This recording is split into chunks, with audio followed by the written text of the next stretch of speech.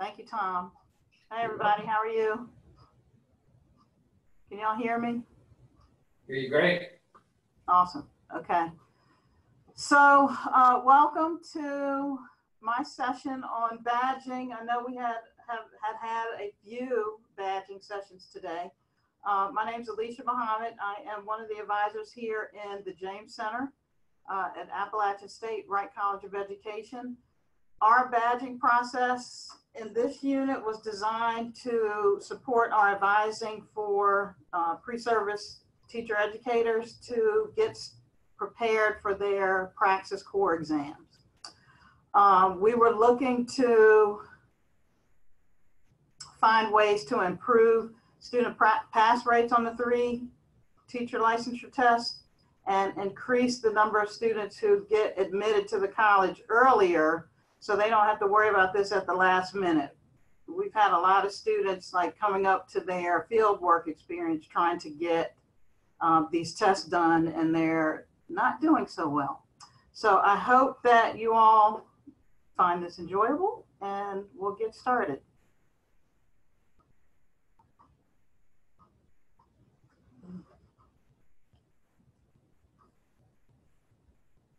There we go. All right, so today I want to see the participant competency level with using Moodle badges. That's our LMS system here at Appalachian State. We designed our prep program with the community of inquiry framework and self-regulated learning concepts in mind for increasing student engagement and getting this program set in a good way. We're going to look at the actual site and some of the discussion tools, and we have a survey of some of the certification tests that could be applied to this particular module. So I just want to see what you all's expertise level is. Tom, could you put the poll up for us? Thanks. So let's do about 10-15 seconds. Oh, wow. Okay. A couple more seconds.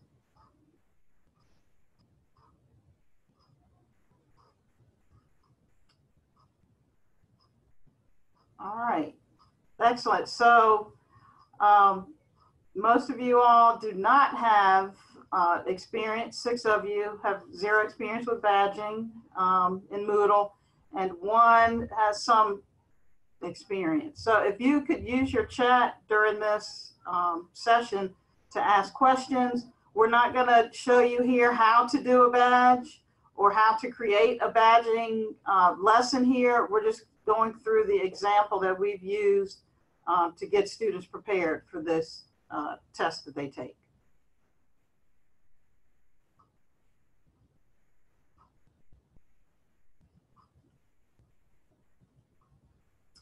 Okay, so in the College of Education and pre-service teachers and administrators, credentialing is pretty important for our students who are looking to be in the classroom or administer in the school system. So they have quite a few tests that they have to take. However, there are other professions that students in College of Business and nursing programs, IT professionals, they can take these credentials like the Series 7, the CCNA, Cisco exams, nursing exams to increase their professional competencies as they go into the field. We are required to sit for an intro licensure prep program, and then content area students have to do testing to demonstrate their mastery in their specific subject area focus, like art, math, social studies, etc. So the focus of our badging system in this advising unit is centered on our initial qualifications test. This is the Praxis series, the one in the middle, this one here. It's a series of 3 tests, math, reading, and writing, that will provide the entryway for our declared majors to be admitted into the College of Education officially, so they can go on and do their field work, practicing field work, and then their full student teaching semester. They cannot progress into their field work without this praxis series completed. So the goals of our As You Learn site, and As You Learn is the name of our Moodle system. We have several goals here that we looked at the start of the spring 2018 semester. So we wanted to provide all of our students with a flexible online delivery method where they could develop a study plan, get introduced to the content of the 3 tests. We have additional advisors and faculty enrolled in the As You Learn site, so it gives them a breadth of exposure and contact with faculty and other staff in the College of Ed. It provides a space for declared majors to interact with each other and faculty and staff. They get to build relationships within this site, and we'll talk about that a little bit in the discussion area. And they don't get unenrolled. I don't know how that's going to work in the future, but we hope that they continue to use this as a method to encourage other students as they get enrolled and start planning for their tests. We're actually able to monitor the students who are actually studying and saying that they're studying. We can see how many students are earning the badges, and we have a way to follow up with our activity logs inside of Moodle. So this is the badge that they get once they finish the lesson, and we're going to go through what the site looks like here near at the end of the session. And then we hope that they look like they got a car in the Oprah studio. So that's the goal ultimately, that they're happy, okay? So we looked at a couple of frameworks to support the design of the site. The community of inquiry with Garrison, Anderson, and Archer's focus on developing a collaborative, well-designed instructionally, and a social venue for online learning. And then self-regulated learning is something that we all try to have our students moving towards, that they take more accountability for their learning. And this is one of the challenges that you all are going to see as we go through the presentation. But this is a very important part, because future teachers have to be able to guide their studies so they can guide their students into their studies and be independent learners as well. So this is part of what we want to do. So the community of inquiry, the focus that we pulled from this, it's a very large framework, and it deals with the teaching and learning environment, how individuals interact with each other in the site. Metacognitive issues are focused within this community of inquiry. We focused on the 3 presences to building an online community that's effective and that reaches the goals for student engagement and learning. So Garrison and Al talked about 3 presences: teaching, cognitive, and social. And the combination together allows for both the synchronous and asynchronous learning tools inside of the site to come together, and students are functioning at a high level of performance. So the teacher presence is focused on what I've done to build this site, basically. What you're going to see is several forums and areas of the site for interacting with students and delivering the content. So we're using materials and activities that support both synchronous and asynchronous spaces. The cognitive presence, you will see, is the extent that the learners within the tool, they can meaningfully construct knowledge in the 3 testing areas. So we're looking at developing their basic skill levels with their mathematics content, their writing skills in terms of developing competent 5-paragraph essays, and how to enhance their selective response and test-taking skills as a whole within the site. And then finally, the social presence, which is something that is always going to be a work in progress in our Moodle site. We are trying to get the students to be comfortable reaching out to the faculty and staff that are in the site. I think right now, the way that students engage in Moodle is basically just going in and doing assignments. We want to boost that to where conversations are being had between students and students, between students and the faculty and staff in the Moodle site. So taken together, all three of these helps to support our goals for increasing engagement, increasing interaction with the testing content, and making sure that there's a way to track the progress of students who are prepping for this exam. And then the self-regulated learning goals, it comes directly from Zimmerman. It's the 4 goals. Intrinsic goal orientation. We want to help develop their active process of planning for this test and acting on those goals that they set, and modify their behaviors for being successful on the 3 tests. We want to increase their learning confidence. A lot of our students are very test averse here in the College of Ed, and they get frightened with these standardized tests. I have a student now who's been emailing me all day today that she's got 3 test dates chosen and she doesn't know which one to pick because she's scared to move out on a choice and a commitment. So we want to get them thinking about making a plan on their own, setting goals for themselves in conjunction with the faculty and staff who are supporting them, but realizing that they have the control over their learning and that they know how to take the necessary action to achieve their test prep goals and sit for these tests and pass them. And then finally, you'll see our problem of the day that we have. Those are designed to help them start thinking about how they learn best and what they need to do to access outside resources to figure out how to complete the problems that we provide for them each day.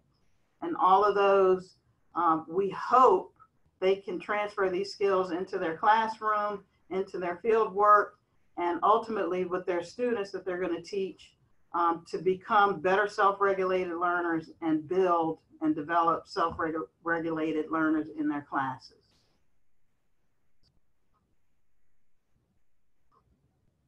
So how do we organize the site to support the student learning and community building according to the 3 presences? This is, it took me about, I want to say, a semester and a half to get this started.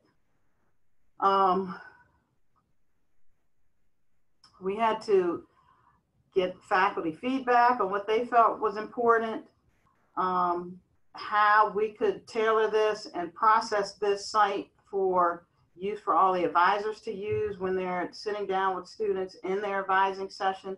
So it was a long process to what you're about to see, and we're still a work in progress. I looked at some sample Moodle sites, I guess. Chu and he, this past year, talked about how to use Moodle and LMS systems to create a motivating process, I guess. Students are more apt to go into these sites if it's not something that's particularly mandated, that they know it's in their best interest and there's a reason behind doing it.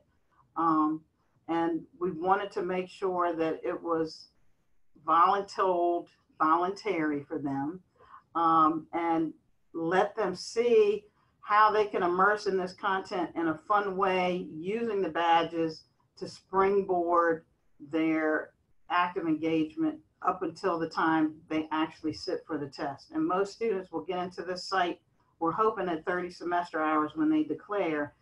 And we're anticipating it'll take no more than 3 semesters for them to just work inside of the Moodle page, learning the lessons, working with the problems of the day, asking questions about the content, about what's on the praxis test, and reaching out to external sources to make their study plans. So I'm going to walk you all through the highlights of the site. I'm going to provide you with a snapshot of some initial student feedback. I do collect data on this once a student earns a badge. Right now we have about 120 students and faculty and staff enrolled in the site. And 25 students have completed the badging process and provided us with some pretty good feedback that we're going to use, and we have been using this summer to update the resources inside of the site. Remember, this is a work in progress. We are getting feedback ongoing from as high as the dean's office to the students that we are seeing now through orientation this summer. So this is the top part of our Moodle page. You'll see the title is Praxis Core. I made the core all caps, so when they log into their As You Learn page, this is their first regular reminder every time that they go into Moodle. I want to make sure that Praxis is on the brain every day, especially when the school year starts. And this top part of the Moodle is geared towards information and important reminders. So this first, again, is just a reminder you're in the right place. And this is the James Center Praxis Core Test Press site. I don't know if we're going to change this or not. I did not put any announcements on because part of the feedback that I've gotten is we want to look at faculty who are going to be working during the school year, and maybe they might have some tips, some very specific tips for students, and we'll use this announcement section sparingly to provide key important information for during the semester, like for deadlines, etc. The second part, I like putting in a video when I do my Moodle pages. It's a quick way for students to get oriented to the site. They're usually between 3 and 5 minutes long, and I basically just go through each section of the site, and it's a presentation similar to this, where I walk them and guide them to each of the links. And then this bottom part is where all of their test scoring requirements are. Praxis is just one of maybe 7 requirements that they need to complete to apply to the College of Ed and get in. And then the student question form will be the last thing that we talk about today. So this is the badging area, and I do another reminder of what is the Praxis Core, and here this is actually from the Educational Testing Service, and I have used some of their content to give them a full and formal introduction to what ETS expects of them during the test day, what's on the test site. This Save to Computer file are the 3 companion study guides. There's one for math, there's one for reading, and one for writing. The students will download these and use these companion guides in the badging sessions. Then I have the actual badging area. This site is where the students will understand what they're going to be doing, how they're going to do it. The learning objectives gives them a pretty clear idea that they're looking at content for all 3 tests. They're going to construct their own understanding of the concepts based on their background knowledge and what they need to study. So they need to come into this with an understanding of their strengths and areas of improvement for taking these tests. They're going to be solving a few sample problems inside this badging lesson, but like I said earlier, this is just to give them some exposure to the material, and it's a springboard for them to start thinking about, I'm pretty good at math. I might not need to study that hard for math, but I don't know how to write an essay. And I'm going to use the information in the writing lesson to reach out to the Writing Center, to reach out and make appointments here in the James Center with my advisor. Maybe they can help proctor a test for me. And maybe I need additional help on my reading comprehension skills and how to get through a reading passage and 5 questions within a limited amount of time. So this section is where they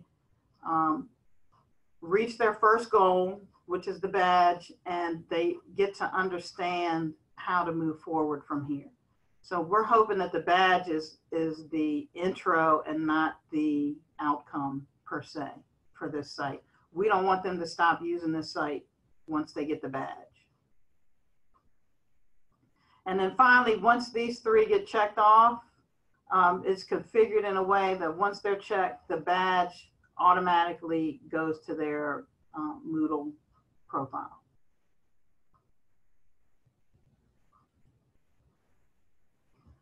So the social presence area, I've been in online instruction since 2009 in several institutions. The social aspect of online learning is very important to building community in the online classroom. It's the same way in this Moodle form as well. We have built this section to try and engage them in a way, again, that they are practicing the content that they need to practice. But here is where they start speaking with myself as an advisor. We have a couple of elementary faculty that are enrolled in the site. We have some special ed program faculty enrolled in the site. All 3 deans are enrolled in the site, and they get in and out on occasion, which is kind of cool for the students. And everybody in the James Center, including our admin person who likes to cook for our students, she comes into the site and she's like a cheerleader for everybody. So we're trying to build this. I don't think that our students right now have really had a lot of practice on being social in the discussion forum. A lot of the students in their As You Learn pages are mostly uploading assignments. They're putting in, they're turning in writing, and it's not a lot of give and take in their Moodle pages. So this is where they get advice and guidance. I give a lot of direction for using additional resources. I direct them to how to make appointments. If they have questions, if I get a student that calls me on the phone, I'll have them go to this site and upload their question. So everybody that's enrolled is benefiting from that and from the response. And we also just added a celebrate thread right here where people who are passing their praxis test and moving on can get a little kudos and make it kind of a positive area. And these the math problem, the writing problem, and the reading question of the day, these are configured. They're subscription-based discussions. So when each one of these is uploaded daily, an email goes out to all 125 participants that are in the site. And it's another guidance and direction for them. You need to be studying your praxis. And then all of the faculty and staff are in there. They might come in and give a tip, or I have some that are actually working the problems every day, which is kind of cool. And they're sharing their success with the problems of the day as well.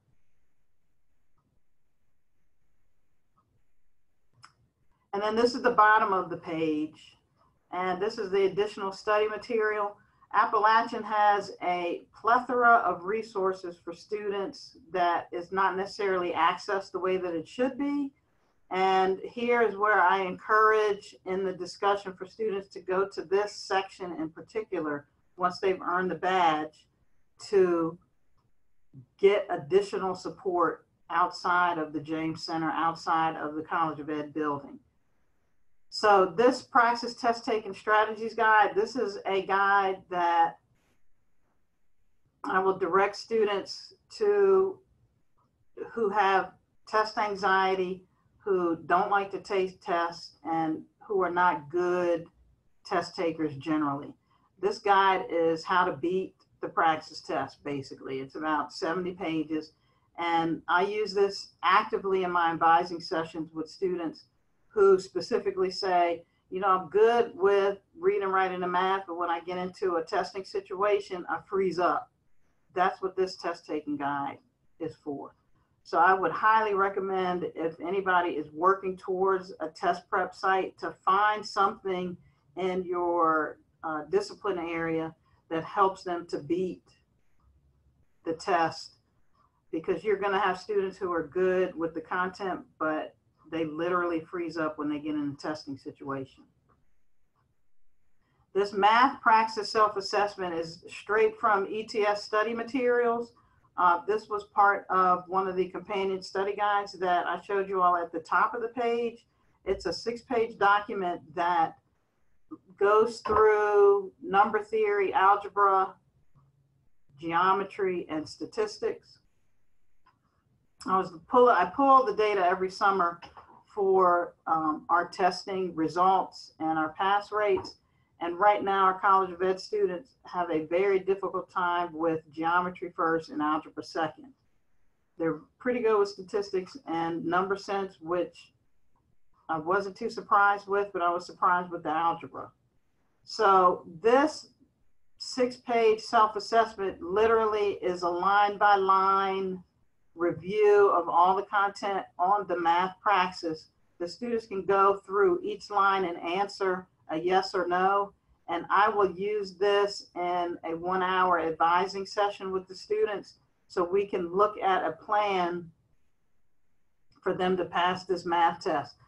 From what I've had with students here, math is the most frightening of the three for the students who are coming through here. And we see a lot of students repeating all 3 tests because they can't pass the math praxis, which is a lot of money. And I've actually had one student who's gone through these tests enough time that they've almost spent $1,000. And that's pretty unfortunate.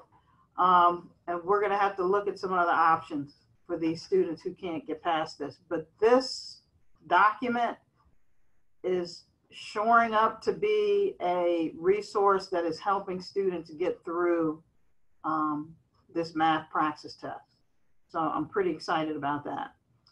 The Testing and Education Reference Center, our media center library, has an account with an external vendor.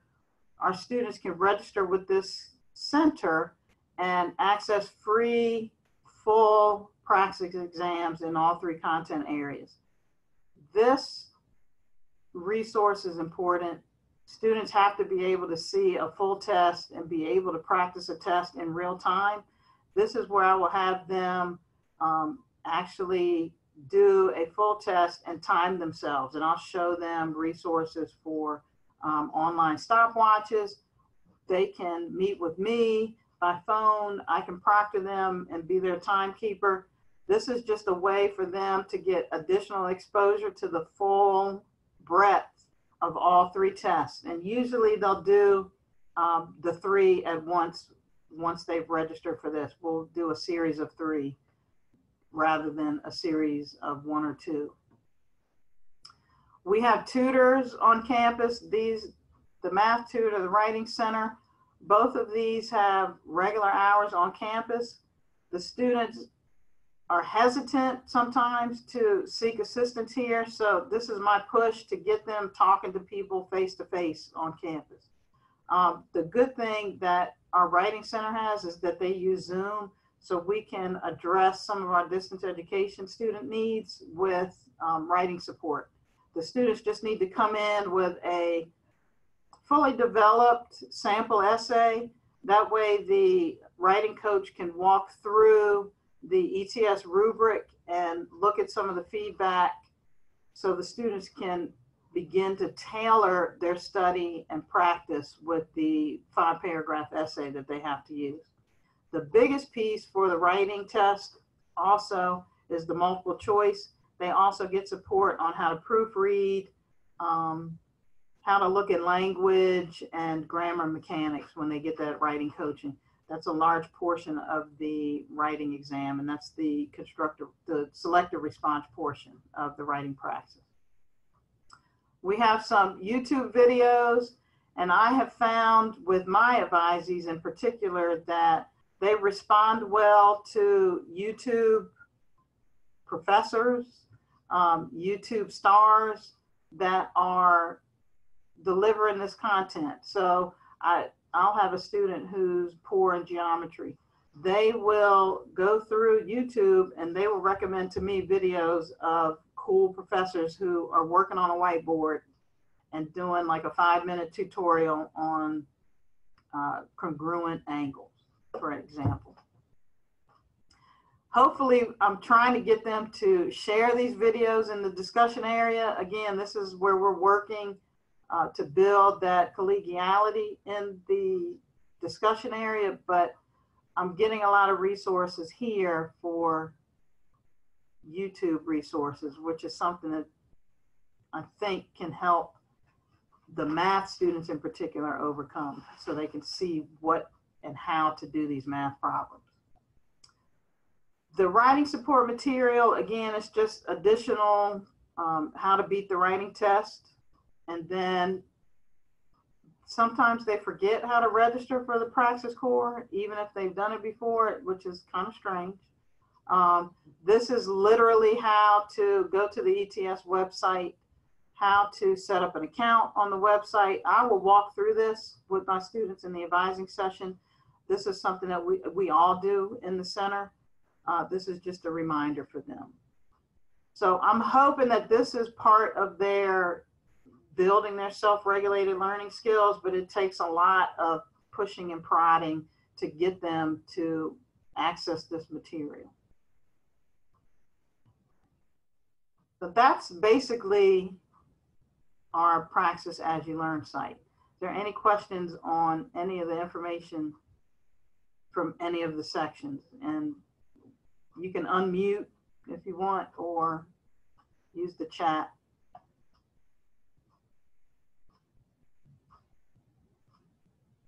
All right, so the next session we're going to look at is the feedback that the students have provided to date.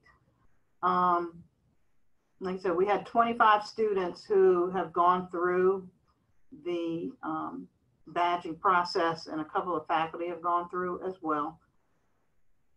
This survey is divided into the cognitive, social, and teaching presences, and we're trying to gather the impressions about the site and what we can do to make it better. And this feedback tool is going to be revised probably next month before we go live for the coming academic year.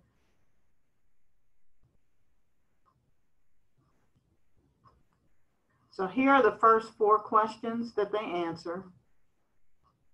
It's a Likert scale. The whole thing's Likert. There is, I think there's 2 open-ended questions, but this one is looking at,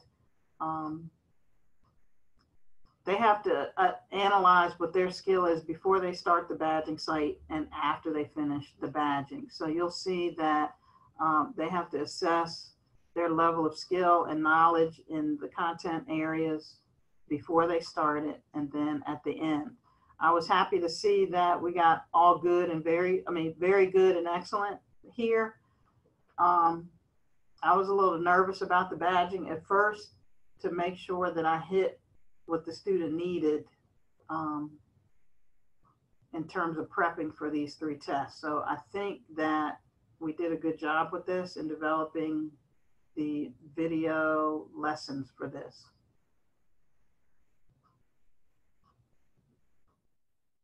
I wanted to see, I guess, how well they could navigate the badging, because I was unaware of how badging was used in the College of Ed generally. So you can see that there's a mix here going from fair to excellent, which is something that we'll probably tailor when we upgrade the badging lessons that we've created. And then finally, how did the course overall contribute to the math, writing, and reading knowledge that they need to pass these tests? And again, they gave us pretty good feedback on that. So very good to excellent. So there's some tweaking that we need to do in terms of content that we're working on right now. So this was about how the site was designed in terms of navigation, interaction, the content, and how it was organized. So I think we all did a pretty good job here. The learning objectives were pretty good. They found the workload was appropriate. Most of the students are taking about 90 minutes to get through the badging piece at the high end. I do have some students that rush through those 3 lessons, and they spend more time in the discussion area working with the problems of the day.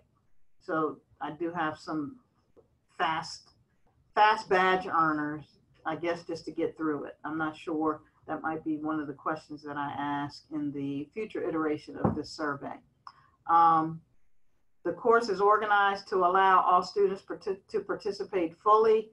I was kind of okay with this. The neutral is kind of throwing me a little bit, so I'm gonna have to unpack some of this a little bit, but the strongly agree, it's hopeful, okay?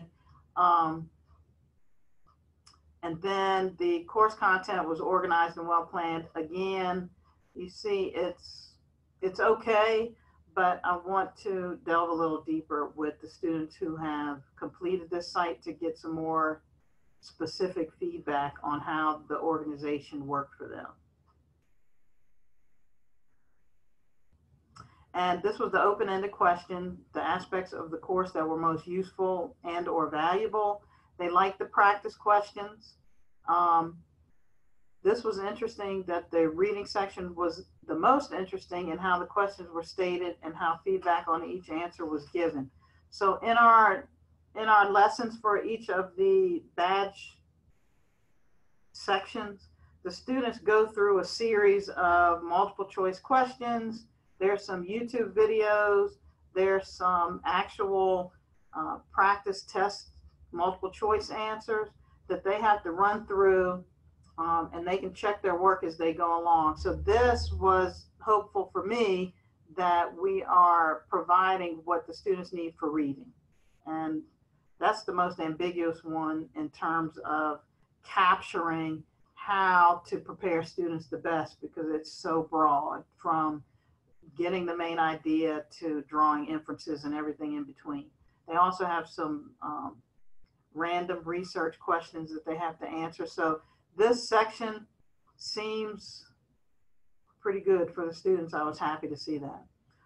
The directions were clear and the modules were informative. I was good to see that. And then this one actually retook the praxis after earning the badge and passed. So that really made me smile. So I was happy to see that. And then again, validation on the videos that worked. And I wanted to see what their feelings were in terms of each of the 3 tests and which one took the most planning, so I could drive the content that we deliver inside of the 3 badging lessons and in the discussion area. And it looks like the writing and the math are the ones that students need the most support with. And we are implementing additional, I guess, resources to bring students into the James Center and into the College of Ed for one-on-one support and group support in both of these areas. We do offer 4 praxis sessions that students can come to the building and work on each of these 3 skill sets.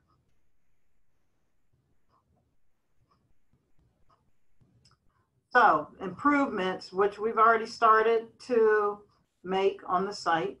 Of course, more work is going to be needed ongoing. This is probably not going to look the same next summer when we do this evaluation again. Specifically, the site evaluation, we need to have a question about the social aspects of the site. We didn't focus a lot on that because we wanted to get students with this material for the last minute Lucy's who had to take the test like immediately so they could get registered for their field work this coming fall. We've added and encouraged the faculty and staff participants in the site to increase their discussion participation.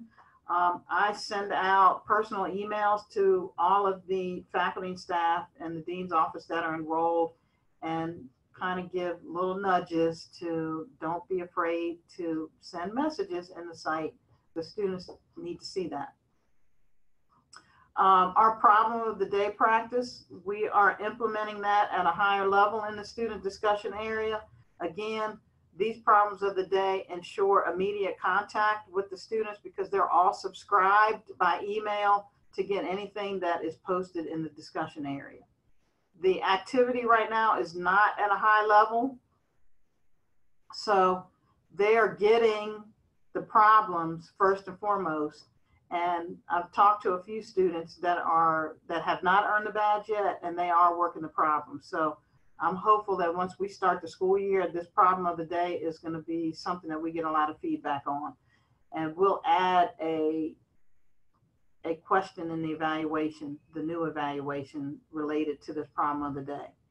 We're also looking at VoiceThread to open up visual and audio in the discussion room to kind of test that out and see if students are more apt to talk to each other through VoiceThread rather than through a written discussion thread. So that's going to be interesting to see as well. That's under construction right now. And then we are developing an orientation for newly declared majors who have hit their 30 hours and officially have updated their record with their specific major in the college. At that orientation session, we will be discussing this badging site with them. And at the end of the session, they will be told that they will be enrolled in this site within 24 or 48 hours. We're still kind of working out the timeline there. Hopefully we can get them through this site and through the 3 praxis tests within the 3-semester goal that we were talking about earlier. At that point, they still maybe have a semester or 2 before they get their field work, and this will be something long gone behind them because most of them have another test, either the elementary general curriculum or their praxis content area test. So they're going to be testing in their senior year, and we want to get this on the horizon and out of sight so they can start prepping for their next test. We are looking at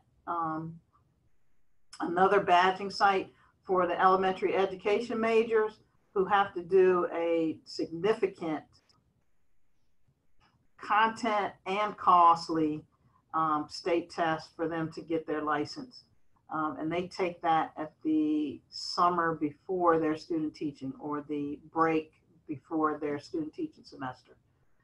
Students are spending upwards of, for 2 administrations of that test, if they have to retake, upwards of $1,000. So we want to get them one test, get them through, so they're going to their student teaching ready to be licensed once they finish. And then I just want to remind you all that this is just one way that we've developed badging here in the advising unit. This could be modified in a classroom setting. It could be modified at the department level, facilitated maybe by some TAs or GAs that could be the moderator of this type of badging system, particularly for credentialing preparation, because a lot of times faculty don't have enough time in the week, in the semester, to give attention to this important area. It's an important workforce development avenue that we need to think about in the professions. And I think this is a way that we can provide a system for students to access on their own with our guidance and get them credentialed before they graduate. So it's a work in progress, and hopefully we'll see some better results by the end of the next academic year. Thank you. Do you have any questions?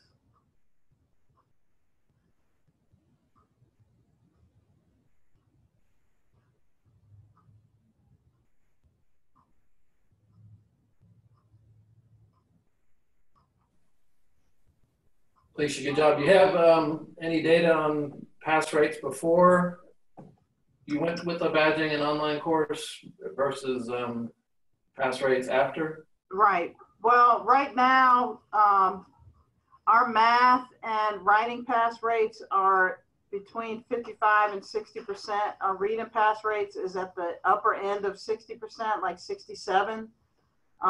This is something that we're hoping to address as well. The data that ETS gives us in terms of how the college does overall is broken down into the specific disciplinary areas. So we get pass rate data for algebra, for geometry, for number sense, and for statistics. We get the overall rubric scoring and how the pass rates look for the writing exam. So right now we're using that to guide the problem of the day, and hopefully our pass rates will look better this time next year. But since we've only implemented this since, I think it was March or April, this went live, it's brand new. Okay. Yeah, that'd be interesting to see after a year or so. Exactly. Yeah. Very good. Good work. Thanks. All right, so my contact information is here, and I've got some of the resources that we talked about.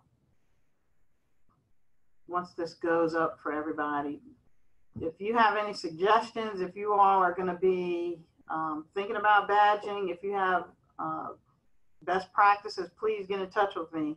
Like I said, this is new for us, and we're trying to make a difference for our students. Not just on the test, but as learners overall.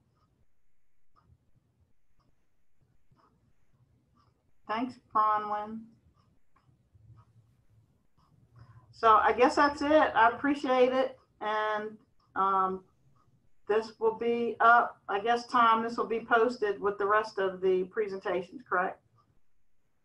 Yes, right at hopefully by the end of next week at the latest, we'll have all these because we're going to do a little bit of editing on the front end where the cloud recording does. But we should have this on that free learning website available to everybody hopefully by the end of next week. Awesome.